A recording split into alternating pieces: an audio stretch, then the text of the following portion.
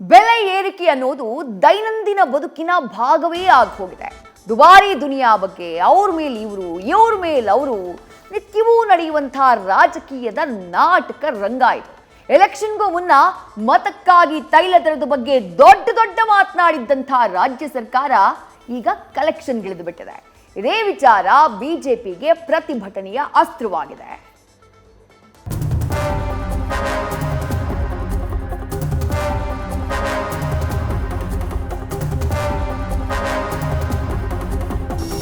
ತೈಲ ಬುಗ್ಗೆ ಎಬ್ಬಿಸಿ ತಕ್ಕತ್ತೈ ಆಟ ಶುರು ಮಾಡಿದೆ. ಪೆಟ್ರೋಲ್ ಶತಕದ ಬ್ಯಾಟಿಂಗ್ ಆಡಿದ್ದು ಡೀಸೆಲ್ಗೂ ಸೆಂಚುರಿ ಹೊಡೆಯುವ ಧಾವಂತ. ಅಂದಹಾಗೆ ಇದು ಗ್ಯಾರಂಟಿ ಸರ್ಕಾರದ ಹೊಸ ಗಿಫ್ಟ್. ಗ್ಯಾರಂಟಿಯಿಂದ ಖಾಲಿಯಾಗ್ತಾ ಇರುವ ಬೊಕ್ಕಸಕ್ಕೆ ತೈಲದ ದರ ಏರಿಸಿ ತೈಲಿ ಹಿಡಿದಿದೆ. ಹೀಗೆ ಎಲೆಕ್ಷನ್ ಬಳಿಕ ಜನರಿಂದ ಕಲೆಕ್ಷನ್ಗಳಿದ ಸರ್ಕಾರದ ನಿರ್ಧಾರಕ್ಕೆ ರಾಜ್ಯದಾದ್ಯಂತ ಆಕ್ರೋಶಕ್ಕೆ ಕಾರಣ ಆಗಿದೆ. ಎಲೆಕ್ಷನ್ ಬಳಿಕ ಜನಸಾಮಾನ್ಯರಿಂದ ಕಲೆಕ್ಷನ್ಗಿಳಿತ ಸರ್ಕಾರ. ತೈಲ ದರ ಏರಿಕೆ ವಿರುದ್ಧ ರಾಜ್ಯದಾದ್ಯಂತ ಪ್ರತಿಭಟನೆಗೆ ಬಿಜೆಪಿ ಸಜ್ಜು.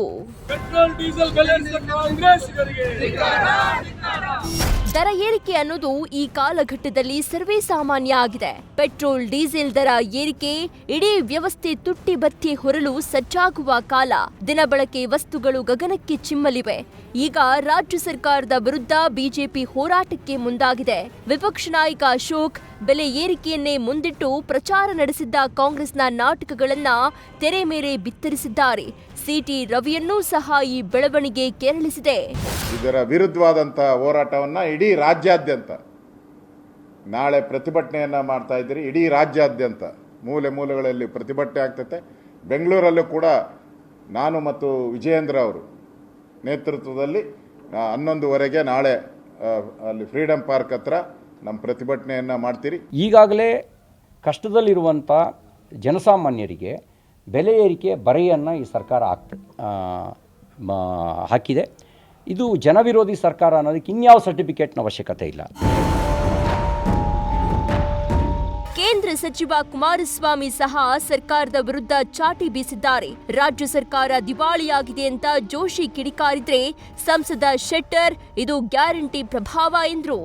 ಈ ರೀತಿಯ ಸರ್ಕಾರದ ದುರಾಡಳಿತ, ಹಣ ದರೋಡೆ ಮಾಡ್ತಕ್ಕಂಥ ಕೆಲಸ ಏನು ನಡೀತಿದೆ, ಇದರ ಬಗ್ಗೆ ಈ ಸರ್ಕಾರವನ್ನು ಎಚ್ಚರಿಸಲಿಕ್ಕೆ ಜನತೆನೇ ಇವತ್ತು ಪ್ರತಿಭಟನೆ ಮಾಡಬೇಕು. ನಾಡಿನ ಜನತೆ ಈ ಸರ್ಕಾರದ ವಿರುದ್ಧ ಪ್ರತಿಭಟನೆ ದಂಗೆ ಹೇಳಬೇಕು ಅನ್ನೋ ನಾನು ಹೇಳಲಿಕ್ಕೆ ಬಯಸ್ತೀನಿ. ಸಿದ್ದರಾಮಯ್ಯನವರ ನೇತೃತ್ವದಲ್ಲಿ ಸಿದ್ದರಾಮಯ್ಯನವರು ಫೈನಾನ್ಸ್ ಇಲಾಖೆಯನ್ನು ಹ್ಯಾಂಡಲ್ ಮಾಡ್ತಾ ಇರುವಂಥ ರೀತಿಯಲ್ಲಿ ರಾಜ್ಯ ಸರ್ಕಾರ ದಿವಾಳಿ ಎದ್ದಿದೆ.